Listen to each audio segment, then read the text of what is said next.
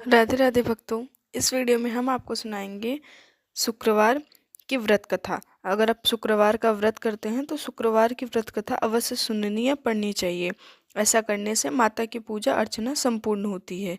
तो चलिए कथा शुरू करते हैं। एक गांव में एक बुढ़िया रहती थी जिसके 7 बेटे थे। 6 बेटे कमाने वाले थे और एक बेटा निकम्मा था। बुढ़िया माँ 6 पुत्रों का जूठा 7वें पुत्र को देती थी। 7वां पुत्र एक दिन अपनी पत्नी से बोला, देखो मेरी माता का मुझ पर कितना प्रेम है। वह बोली, क्यों नहीं, सबका जूठा बचा हुआ जो तुम्हें खिलाती है। वह बोला, जब तक आंख से नहीं देख लूंगा तब तक नहीं मानूंगा। पति ने हंसकर कहा, देख लोगे तब मानोगे। कुछ दिन बाद एक बड़ा त्योहार आया। घर में 7 प्रकार के भोजन और चूरमे के लड्डू बने। वह पत्नी की बात को जांचने के लिए सिरदर्द का बहाना बनाकर पतला कपड़ा सिर पर ओढ़कर रसोई में जाकर सो गया। कपड़े में से सब देखता रहा। 6 भाइयों ने भोजन करने आए। उसने देखा माँ ने उनके लिए सुंदर सुंदर आसन बिछाए, 7 प्रकार की रसोई परोसी और आग्रह कर करके उन्हें भोजन कराती रही। वह देखता रहा। 6 भाई भोजन करके उठ गए तब माँ ने उनकी थालियों में से लड्डुओं के टुकड़े निकालकर एक लड्डू बनाया। जूठन साफ कर माँ ने उसे पुकारा, उठ बेटा उठ, तेरे भाइयों ने भोजन कर लिया, तू भी उठकर भोजन कर ले। उसने कहा, माँ मुझे भोजन नहीं करना, मैं परदेश जा रहा हूँ। माँ ने कहा, कल जाना है तो आज ही जा। वह बोला, हाँ हाँ आज ही जा रहा हूँ। यह कहकर वह घर से निकल गया। चलते समय उसे पत्नी की याद आई। वह गौशाला में कंडे थाप रही थी। वहां जाकर वह बोला, मेरे पास तो कुछ नहीं है, यह अंगूठी है, सो ले लो और अपनी कोई निशानी मुझे दे दो। वह बोली, मेरे पास क्या है, यह गोबर भरा हाथ है। यह कहकर पत्नी ने उसकी पीठ पर गोबर के हाथ की थाप मार दी। वह चल दिया। चलते चलते दूर देश में पहुंचा। वहां एक साहूकार की दुकान थी। वहां जाकर बोला, सेठ जी मुझे नौकरी पर रख लो। साहूकार को नौकर की सख्त जरूरत थी। साहूकार ने कहा, काम देखकर तनख्वाह मिलेगी। उसने कहा, सेठ जी जैसा आप ठीक समझे। उसे साहूकार के यहाँ नौकरी मिल गई। वह वहाँ दिन रात काम करने लगा। कुछ दिन में दुकान का लेन देन, हिसाब किताब, ग्राहकों का मेल बेचना, सारा काम करने लगा। साहूकार के 7-8 नौकर थे। वे सब चक्करा खाने लगे। लेकिन उसने अपनी लगन, परिश्रम और ईमानदारी से सभी को पीछे छोड़ दिया। उसे अपने किए का फल मिला। सेठ ने भी उसका काम देखकर 3 महीने में ही उसे मुनाफे में साझीदार बना लिया। परिश्रम करते करते 12 वर्ष में वह नगर का नामी सेठ बन गया और सेठ अपना सारा कारोबार उस पर छोड़कर बाहर चला गया। इधर उसकी पत्नी पर क्या बीती वह सुने। सास ससुर उसे दुख देने लगे। गृहस्थी का काम करवाकर उसे लकड़ी लाने जंगल में भेजते। इस बीच घर की रोटियों के आटे से जो भूसी निकलती उसकी रोटी बनाकर रख दी जाती और फूटे नारियल की नरेली में पानी दिया जाता। इस तरह दिन बीतते रहे। एक दिन वह जब जंगल में लकड़ी लेने जा रही थी तब उसे रास्ते में बहुत सी स्त्रियां संतोषी माता का व्रत करती दिखाई दी। वह वहां खड़ी होकर पूछने लगी, बहनों यह तुम किस देवता का व्रत करती हो, इसके करने से क्या फल होता है, इस व्रत के करने का क्या विधि है। यदि तुम अपने इस व्रत का विधान मुझे समझाकर कहोगी तो मैं तुम्हारा बड़ा आसान मानूंगी। उनमें से एक स्त्री बोली, सुनो यह संतोषी माता का व्रत है। इसके करने से निर्धनता, दरिद्रता का नाश होता है, लक्ष्मी आती है, मन की चिंताएं दूर होती हैं, मन को प्रसन्नता और शांति मिलती है, निपुति को पुत्र मिलता है, प्रीतम बाहर हो तो वह शीघ्र लौट आता है, कुंवारी कन्या को मन पसंद वर मिलता है, चलता मुकदमा खत्म हो जाता है, क्लह क्लेश की निवृत्ति हो, मुख सुख शांति होती है, घर में जमा हो धन जायदाद को लाभ होता है तथा और मन में भी कुछ कामना हो तो माँ संतोषी की कृपा से वह सब पूरी हो जाती है, इसमें संदेह नहीं। वह पूछने लगी, यह व्रत कैसे किया जाता है, यह भी बताओ तो बड़ी कृपा होगी। वह स्त्री कहने लगी कि बिना परेशानी, श्रद्धा और प्रेम से जितना भी बन सके उतना लेना, प्रसाद लेना, सेवा 5 पैसे से 5.25 आने तथा इससे ज़्यादा शक्ति और भक्ति के अनुसार गुड़ और चना लेना, हर शुक्रवार को निराहार रहकर कथा कहना सुनना, इसके बीच क्रम नहीं टूटे, लगातार नियम पालन के करना, सुनने वाला कोई न मिले तो घी के दीपक जलाकर उसके आगे जल के पात्र को रखकर कथा कहना, परंतु नियम न टूटे। जब तक कार्य सिद्ध न हो नियम पालन करना और कार्य सिद्ध हो जाने पर व्रत का उद्यापन करना। 3 मास में माता पूरा फल प्रदान करती हैं। यदि किसी के ग्रह खोटे हो तो माता 1 वर्ष में अवश्य उनको अनुकूल करती हैं। कार्य सिद्ध होने पर ही उद्यापन करना चाहिए, बीच में नहीं। उद्यापन में 2.5 सेर आटे का खाजा तथा इसी अनुसार खीर तथा चने का साग बनाना, 8 बच्चों को भोजन कराना, जहाँ तक मिले देवर जेठ भाई बंधु कुटुंब के लड़के लेना, न मिले तो रिश्तेदार और पड़ोसियों के लड़के बुलाना, उन्हें भोजन करा यथाशक्ति दक्षिणा दे माता का नियम पूरा करना। ध्यान रखना उस दिन घर में कोई खटाई न खाए। यह सुन वह वहाँ से चल दी। रास्ते में लकड़ी के बोझ को बेच दिया और उन पैसों में गुड़ चना ले माता के व्रत की तैयारी कर आगे चली। रास्ते में संतोषी माता के मंदिर में जा माता के चरणों में लौटने लगी, विनती करने लगी, माँ मैं दीन हूँ, निपट हूँ, मूर्ख हूँ, व्रत के नियम कुछ नहीं जानती हूँ, मैं बहुत दुखी हूँ, हे माता मेरा दुख दूर कर, मैं तेरी शरण में हूँ। माता को दया आई। एक शुक्रवार बीता कि दूसरे शुक्रवार को ही उसके पति का पत्र आया और तीसरे शुक्रवार को उसका भेजा हुआ पैसा आ पहुँचा। यह देखकर जेठानी मुँह सिकोड़ने लगी, इतने दिनों बाद इतना पैसा आया, इसमें क्या बड़ी बात है। लड़के ताने देने लगे। काकी के पास अब पत्र आने लगे, रुपया आने लगा, अब तो काकी की खातिर बढ़ेगी, अब तो काकी बुलाने से भी नहीं बोलेगी। बेचारी सरलता से कही थी है, भैया पत्र आए रुपए आए तो हम सब के लिए अच्छा है। ऐसा कहकर आंखों में आंसू भरकर संतोषी माता के मंदिर में आ गई। मातेश्वरी के चरणों में गिरकर रोने लगी। माँ मैंने तुझसे पैसा नहीं मांगा, मुझे पैसे से क्या काम, मुझे तो अपने सुहाग का काम है, मैं तो अपने स्वामी के दर्शन और सेवा मांगती हूँ। तब माता ने प्रसन्न होकर कहा, जा बेटी तेरा स्वामी जल्दी ही आएगा। यह सुन खुशी से बावली हो वह अपने घर आकर काम करने लगी। संतोषी माता विचार करने लगी कि इस भोली पुत्री से मैंने कह तो दिया है कि तेरा पति शीघ्र आएगा, पर आएगा कहाँ से, वह तो इसे स्वप्न में भी याद नहीं करता, उसे इसकी याद दिलानी होगी मुझे। संतोषी माता ने उस बुढ़िया के बेटे के स्वप्न में समझाया, पुत्र तेरी घरवाली कष्ट उठा रही है।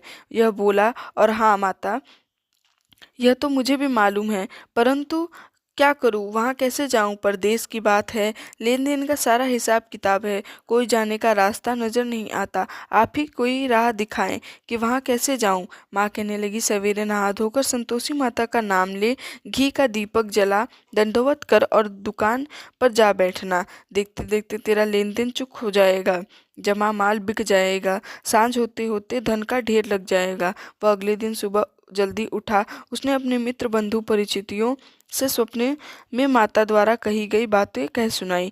वह सब उसकी बात सुनकर उसकी खिल्लियाँ उड़ाने लगे। वे कहने लगे कि कहीं कभी स्वप्न की बातें भी सच्ची होती हैं। एक बूढ़ा व्यक्ति बहुत समझदार था। वह बोला, देखो भाई मेरी बात मानो, इस तरह सांझ या झूठ कहने के बदले देवता ने जैसा कहा है वैसा ही करना, तेरा क्या जाता है। बूढ़े की बात मानकर नहा धोकर उसने संतोषी माता को प्रणाम किया, फिर घी का दीपक जलाकर दुकान पर जा बैठा। शाम तक धन का ढेर लग गया। वह हैरान हुआ, मन में संतोषी माता का नाम ले प्रसन्न हो घर जाने के वास्ते गहना कपड़ा व सामान खरीदने लगा। सब काम से निपट अपने घर को रवाना हुआ। उधर उसकी पत्नी जंगल से लकड़ी लेने गई। लौटते वक्त थक जाने के कारण संतोषी माता के मंदिर पर विश्राम करने बैठ गई। यह तो उसका रोज रुकने का स्थान था। धूल उड़ती देख उसने माता से पूछा, हे माता ये धूल कैसे उड़ रही है। माँ ने कहा, हे पुत्री तेरा पति आ रहा है, अब तू ऐसा कर, लकड़ियों के 3 बोझ बना, एक नदी के किनारे रख, दूसरे मेरे मंदिर पर और तीसरा अपने सिर पर रख। तेरे पति को लकड़ी का गट्ठर देखकर मोह पैदा होगा। यह वहाँ रुकेगा, नाश्ता पानी बनाकर खाकर और माँ से मिलने जाएगा। तू लकड़ी का बोझ उठाकर जाना और बीच चौके में गड्ढा डालकर 3 आवाजें जोर से लगाना। लो सासू जी, लकड़ियों का गट्ठा लो, भूसे की रोटी दो, नारियल की खोपड़ी में पानी दो, आज कौन मेहमान आया है। संतोषी माँ की बात सुनकर वह बहुत अच्छा माँ कहकर प्रसन्न मन से लकड़ियों के 3 बोझ बना लाई। एक नदी के तट पर, दूसरा माता के मंदिर पर रखा, तीसरा अपने मुसाफिर वहां पहुंचा। सूखी लकड़ी देख उसको इच्छा हुई कि अब वह विश्राम कर ले और भोजन बनाकर खा पीकर गांव चले। इस प्रकार भोजन कर विश्राम कर वह अपने गांव में आ गया। उसी समय बहू सिर पर लकड़ी का गट्ठर लिए अपने गड्ढा को आंगन में डाला। जोर से 3 आवाजें दी, लो सासू जी लकड़ी का गट्ठा लो, भूसी की रोटी लो, नारियल के खोपड़े में पानी दो, आज कौन मेहमान आया है। यह सुनकर सास ने अपने दिए हुए कष्टों को भुलाने के लिए कहा, बहू तू ऐसे क्यों कहती है, तेरा मालिक ही तो आया है, बैठ मीठा भात खाकर कपड़े गहने पहन। पत्नी की आवाज़ सुनकर उसका स्वामी बाहर आया और उसके हाथ में अंगूठी देख वह व्याकुल हो गया। उसने माँ से पूछा, माँ यह कौन है। माँ बोली, बेटे तेरी पत्नी है, आज 12 वर्ष हो गए हैं, जब से तू गया है तब से सारे गांव में जानवर की तरह भटकती रहती है, कामकाज कुछ करती नहीं, 4 समय आकर खा जाती है, अब तुझे देखकर भूसी की रोटी और नारियल के खोपरे में पानी मांगती है। वह बोला, माँ मैंने इसे भी देखा है और तुम्हें भी, मुझे दूसरे घर की चाबी दो, मैं उसमें रहूंगा। ठीक है बेटा, जैसी तेरी मर्जी कहकर माँ ने चाबी का गुच्छा बेटे के सामने रख दिया। उसने दूसरे घर को खोलकर सारा सामान जमाया। एक ही दिन में वहाँ राजा के महल जैसा ठाट बाट बन गया। अब क्या था, वह सुख भोगने लगी। अगला शुक्रवार उसने पति से कहा, मुझे संतोषी माता का उद्यापन करना है। पति बोला, बहुत अच्छा, खुशी से कर लो। वह उद्यापन की तैयारी करने लगी। जेठ के लड़कों को भोजन के लिए कहने गई। उन्होंने मंजूर किया, परंतु पीछे से जेठानी ने अपने बच्चों को सिखलाया, देखो रे, भोजन के समय सब लोग खटाई मांगना, जिससे उसका उद्यापन पूरा न हो। लड़के भोजन करने आए, खीर पेट भरकर खाई, परंतु बात याद आते ही कहने लगे, हमें कुछ खटाई खाने को दो, खीर खाना हमें भाता नहीं है, देखकर अरुचि होती है। लड़के उठ खड़े हुए, बोले, पैसे लाओ। भोली बहू कुछ जानती न थी, उसने उन्हें पैसे दे दिए। लड़कों ने बाजार जाकर उन पैसों से इमली खरीदी और खाई। यह देखकर बहू पर माता ने कोप किया। राजा के दूत उसके पति को पकड़कर ले गए। अब सब मालूम हो गया, तब जेल की रोटी खाएगा। बहू से यह वचन सहन नहीं हुए। वह संतोषी माता के मंदिर में गई और कहने लगी, माता तुमने यह क्या किया, हंसाकर क्यों रोने लगी। माता बोली, पुत्री तूने मेरा व्रत भंग किया है, इतनी जल्दी सब बातें भुला दी। वह बोली, माता भूली तो नहीं हूँ, न कुछ अपराध किया है, मुझे तो लड़कों ने भूल डाल दिया, मुझे क्षमा करो। माँ बोली कि ऐसी भूल कभी नहीं होती। यह बोली कि अब कोई भूल नहीं होगी, अब बताओ मेरे पति कैसे आएंगे। माँ बोली, पुत्री जा, तेरा पति तुझे रास्ते में आता मिलेगा। वह मंदिर से निकलकर बाहर आई तो रास्ते में उसे अपना पति आता हुआ मिला। उसने पूछा, कहाँ गए थे। वह बोला, इतना धन कमाया और उसका कर राजा ने मांगा था, वही भरने गया था। वह प्रसन्न होकर बोली, भला हुआ, अब घर चलो। फिर अगला शुक्रवार आया। वह बोली, मुझे माता का उद्यापन करना है। पति ने कहा, ठीक है करो। फिर जेठ के लड़कों से भोजन को कहने गई। जेठानी ने लड़कों को सिखा दिया कि तुम पहले ही खटाई मांगना। लड़के भोजन करने लड़ बैठे, लेकिन भोजन करने से पहले ही कहने लगे, हमें खीर पूरी नहीं भाती, जी बिगड़ता है, कुछ खटाई खाने को दो। यह बोली, खटाई खाने को नहीं मिलेगी, खाना हो तो खाओ। उन्हें उठकर चले जाने पर उसने ब्राह्मणों के लड़कों को बुलाकर भोजन करवाया। दक्षिणा की जगह उन्हें एक एक फल दिया। इससे संतोषी माता प्रसन्न हुई। माता की कृपा से 9 माह बाद उसको एक चंद्रमा के समान सुंदर पुत्र प्राप्त हुआ। पुत्र को लेकर वह दिन प्रतिदिन संतोषी माता के मंदिर जाने लगी। वह सोचा कि एक दिन माँ ने सोचा कि यह रोज आती है, क्यों ना आज मैं इसके घर चलूं, इसका आसरा देखूं तो सही। यह विचार कर माता ने भयानक रूप बनाया। गुड़ और चने से सना मुख, ऊपर से मुख के समान होठ, उस पर मक्खियाँ भिनभिनाती रही। दहलीज पर पैर रखते ही उसकी सास चिल्लाई, देखो रे, कोई चुड़ैल डाकिनी चली आ रही है, लड़कों इसे भगाओ नहीं तो सबको खा जाएगी। बहू रोशनदान से देख रही थी, वह प्रसन्न हो उठी। आज मेरी माता घर आई हैं, यह कहकर दूध पीते बच्चे को गोद से उतार दिया। उस पर उसकी सास को क्रोध आया और वो क्रोध से भरकर बोली, अरे दुष्ट, इसे देख कैसे उतावली हुई है, जो बच्चे को पटक दिया। इतने में माँ के प्रताप से जहाँ देखो वहाँ लड़के ही लड़के नजर आने लगे। यह बोली, माँ जी, मैं जिनका व्रत करती हूँ ये वही संतोषी माता हैं। इतना कहकर उसने झट से घर के सारे किवाड़ खोल दिए। सबने माता के चरण पकड़ लिए, विनती कर कहने लगे, हे माता, हम मूर्ख अज्ञानी हैं, तुम्हारे व्रत की विधि हम नहीं जानते, तुम्हारा व्रत भंग करने हमने बड़ा अपराध किया है। हे माता, आप हमारे अपराधों को क्षमा करो। इस प्रकार बार बार कहने पर संतोषी माता प्रसन्न हुई। इसके बाद उसकी सास कहने लगी, हे संतोषी माता, आपने बहू को जैसा फल दिया वैसा सबको देना। जो यह कथा सुने या पढ़े उसका मनोरथ पूर्ण करना। भक्तों, ये थी संतोषी माता की व्रत कथा।